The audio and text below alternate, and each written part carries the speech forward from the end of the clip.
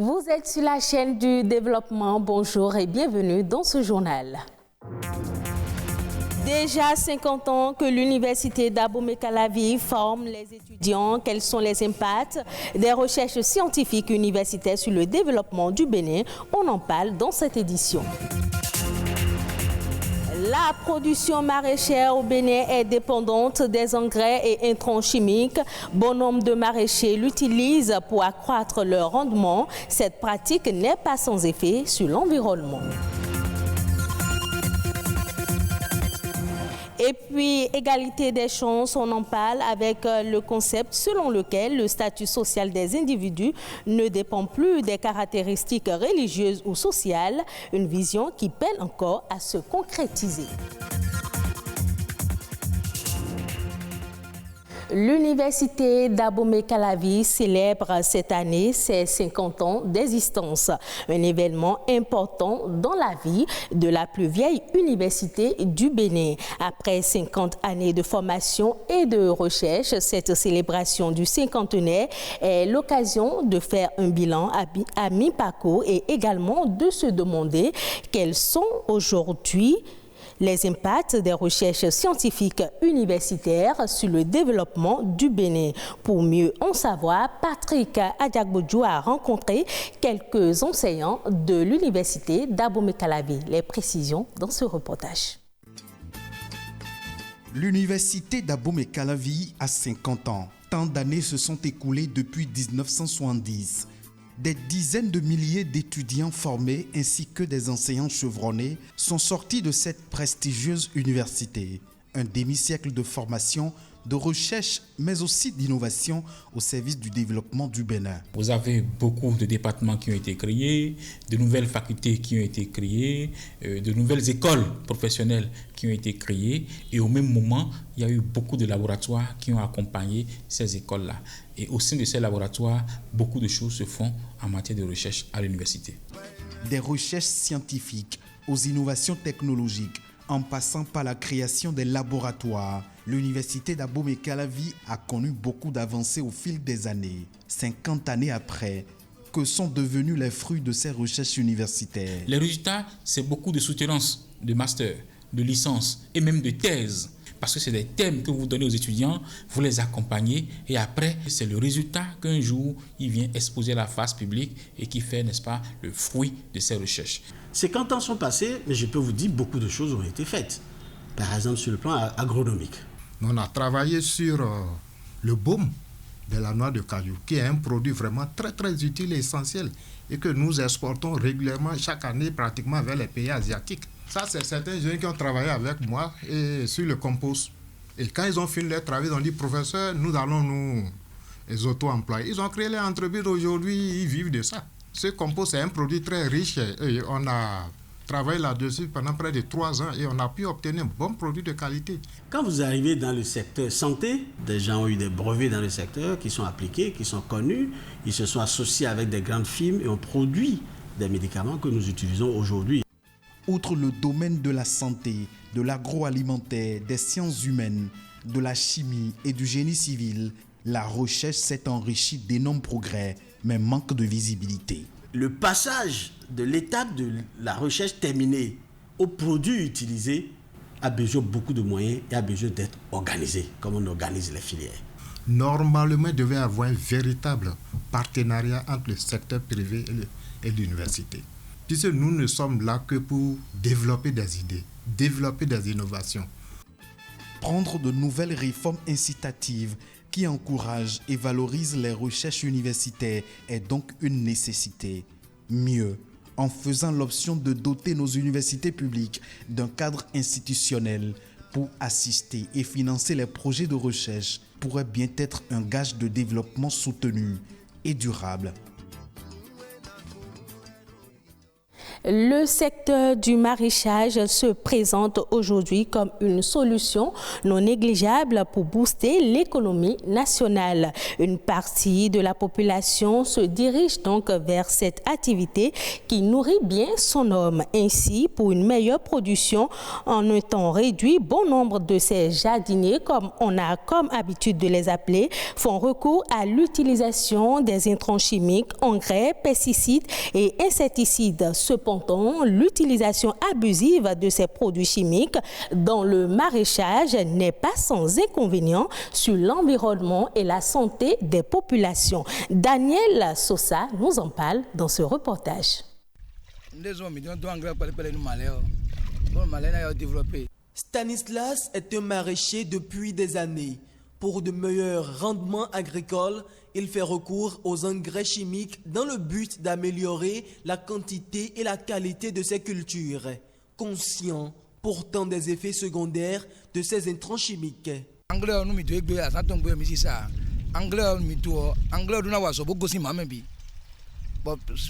Une semaine, 2 semaines,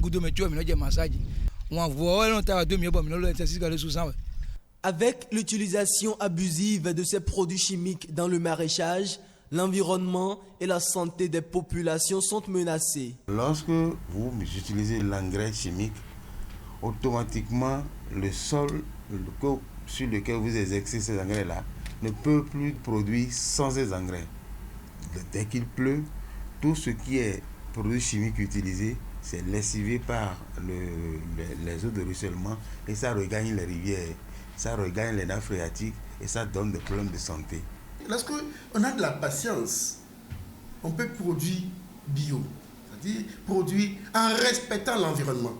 Quand vous vivez dans un environnement pollué, vous avez un esprit pollué et vous réagissez comme une pollution. Lorsque vous vivez dans un environnement sain, votre esprit est sain, vous agissez sainement. Pour mettre un terme à ces désagréments et participer à un environnement sain, la Fédération nationale des organisations de maraîchers du Bénin mène des actions de sensibilisation. Nous avons redoublé de sensibilisation à l'endroit de nos membres pour qu'ils aient recours aux produits homologués, ce qui n'était pas le cas. L'autre chose, c'est le respect des délais de remanence. Tout produit chimique a un délai après lequel il n'est plus nocif pour la santé. Tout dernièrement, la FENOMA a mis en place des brigades de surveillance phytosanitaire. Ces brigades où les acteurs se surveillent d'abord pour voir si son mitoyen n'utilise pas des produits prohibés. Le surveille pour voir s'il respecte les délais de remanence avant de mettre en marché sa production. L'enjeu aujourd'hui est l'utilisation des engrais biologiques au détriment des engrais chimiques. Toutes choses qui faciliteront l'obtention de produits maraîchers sains en vue du bien-être des consommateurs. Parlons à présent de l'égalité des chances. Elle est une exigence qui veut que le statut social des individus d'une génération ne dépende plus des facteurs religieux, financiers et sociaux, mais uniquement du service qu'ils peuvent apporter à la société. L'égalité des sexes, en plus d'être un droit humain fondamental, est essentielle à la mise en place des sociétés pacifiques dotées d'un plein potentiel humain et d'un développement durable, nous dit Marielle Degboé, présidente du réseau ouest-africain des jeunes femmes leaders Roi Gelfa. L'égalité des chances, c'est une vision de l'égalité qui veut que tout individu puisse avoir les mêmes chances et puisse disposer des mêmes opportunités pour pouvoir atteindre des objectifs de façon positive, indépendamment de son origine, que l'origine soit ethnique, que ce soit une question de sexe, que ce soit des moyens financiers, que ce soit une origine liée également au lieu de naissance ou même que cela soit lié à un quelconque handicap. On a besoin que cette personne ou cet individu ait un niveau un peu plus élevé. Maintenant, l'associer à l'homme et la femme, c'est comment faire pour que l'homme et la femme, ensemble, puissent se retrouver dans les mêmes prédispositions. C'est un combat qui est permanent. Et si on s'amuse à s'endormir, à penser que oui, aujourd'hui, il y a beaucoup plus de filles qui s'inscrivent à l'université, donc on est en train d'obtenir les résultats. Elles s'inscrivent à l'université, mais si vous observez bien, elles n'arrivent pas à accéder à l'emploi. Elles obtiennent le diplôme, mais nous devenons des vendeurs ou des commerçantes de tel ou de tel. C'est vrai, c'est une passion, c'est un potentiel à développer que de faire du commerce.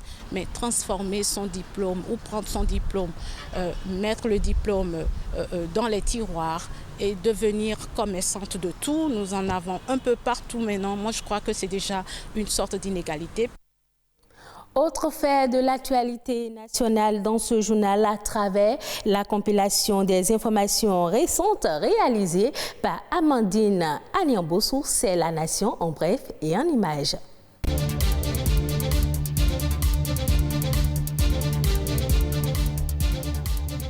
La ministre du Développement numérique et de la digitalisation et son homologue de l'enseignement supérieur et de la recherche scientifique ont procédé à la mise en service du réseau béninois d'éducation et de recherche.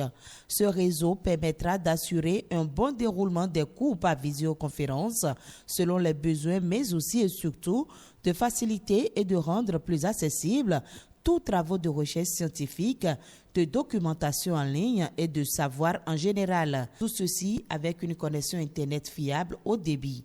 L'autre avantage du réseau, c'est l'ensemble des contenus, des applications et des services qui y seront greffés. À travers ce réseau, il est mis en place une bande passante de 600 mégabits par seconde pour l'ensemble des sites pris en compte pour cette première phase. Cette infrastructure de dernière génération permet d'accéder aux ressources pédagogiques de qualité avec une interconnexion au plan national, sous-régional et international.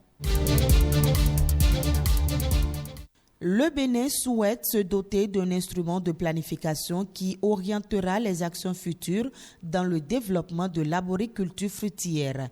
Le document de stratégie nationale a été validé au cours d'un atelier à Cotonou.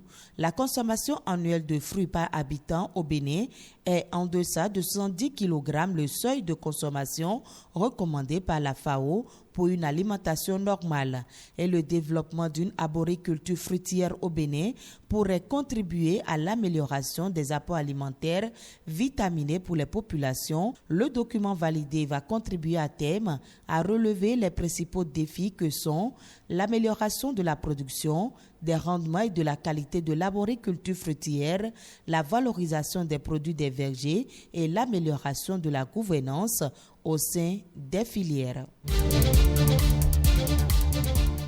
Restitution des œuvres d'art du Bénin, le Parlement français et le Sénat n'ont pu s'entendre. D'un côté, le Parlement français a adopté la loi par 48 voix pour, aucune contre et 2 abstentions. Un vote qui traduit que les œuvres dont le Bénin et le Sénégal ont demandé la restitution cessent de faire partie des collections nationales françaises et ce par dérogation au principe d'inaliénabilité. Cependant, l'aval du Sénat n'a pas été obtenu. Cette Chambre a plutôt préféré s'indigner contre ce qu'elle appelle les cadeaux diplomatiques. Mais Laurent Lafont, président de la Commission des affaires culturelles du Sénat, a tenu à clarifier que ce vote n'est en aucun cas un vote contre les restitutions au Bénin et au Sénégal.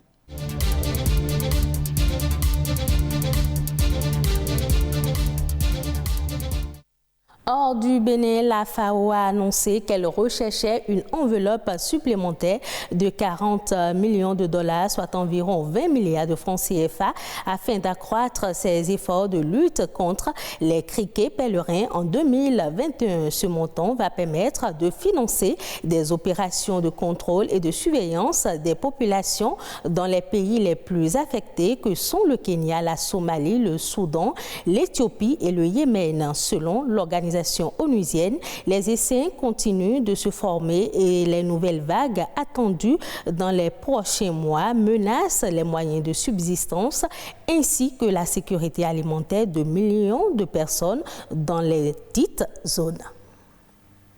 Ce sera tout pour cette édition. Merci de l'avoir suivi. Retrouvez ce journal sur le site de l'ORTB, www.ortb.bj.